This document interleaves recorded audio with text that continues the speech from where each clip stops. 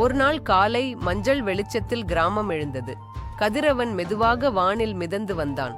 அந்த சின்ன கிராமத்தின் ஒரு சிறிய வீட்டில் கர்ணன் என்ற பையன் தூக்கத்தை துளைத்து விழித்தான். அவனுடைய கண்கள் எதையோ தேடின. ஆம், அது தூரியின் வாசனை.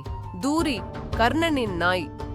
ஒவ்வொரு நாளும் கர்ணன் பள்ளிக்கூடம் சென்று வரும்போது அது பசுமை வெளியில் காத்திருந்தது. அதன் வாலை ஆட்டி பாய்ந்து வந்து அவனை முத்தமிடும். தூரியும் கர்ணனும் ஒரு சிறப்பான பிணைப்பு கொண்ட நண்பர்கள் ஆவார்கள். இரவில் இருவரும் வீட்டின் மாடியில் நட்சத்திரங்களை கணக்கிட்டு கதைகள் பேசுவார்கள். கர்ணன் தன் சிறு கைகளால் தூரியின் காதை தடவுவதும் தூரி அதற்கு பதிலாக அவன் கண்களில் பாசம் நிறைந்த பார்வையை வீசுவதும் வழக்கம். ஒரு நாள் கர்ணன் காட்டுக்குள் தவறுதலாக தடம் மாறி சென்று விட்டான். பயத்தோடு அழுதபடி நடந்தான். ஆனால் அங்கே யாரும் இல்லை.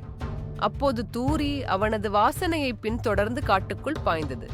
10க்கும் மேற்பட்ட மைல் தூரம். தூரி தன் கர்ணனை கண்டுபிடிக்காமல் ஓயவில்லை. மூச்சு திணறியபடியே ஒரு மரத்தின் அடியில் இருந்த கர்ணனை தூரி கண்டது. அது அவனை சுற்றி கொஞ்சியது.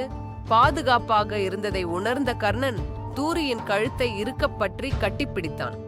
இந்த நிகழ்வுக்கு பிறகு தூரியும் கர்ணனும் இன்னும் நெருக்கமானவர்கள் ஆனார்கள்.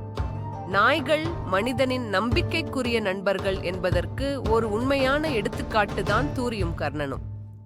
இந்த கதை பிடிச்சிருந்தா லைக் பண்ணுங்க. மேலும் இது போல கதைகளை கேட்க இந்த சேனலை மறக்காம சப்ஸ்கிரைப் பண்ணுங்க.